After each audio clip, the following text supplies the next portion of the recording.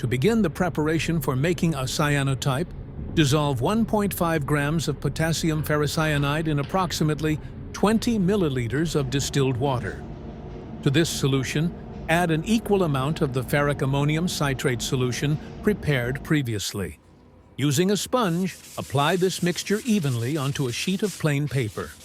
Ensure the lighting during this step is artificial to prevent premature reaction, as the solution is sensitive to UV light.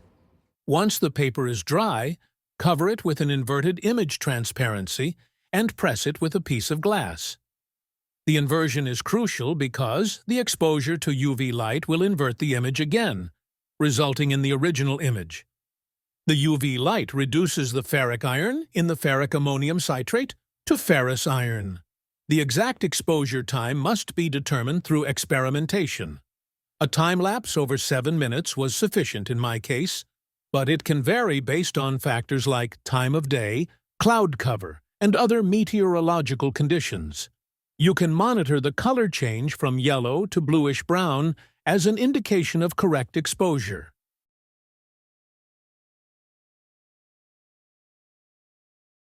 After exposure, remove the transparency and wash the paper with plenty of distilled water. This serves two purposes. It facilitates the reaction between ferrocyanide and ferrous iron to form Prussian blue directly in the paper and removes unreacted chemicals to protect the cyanotype from sunlight damage.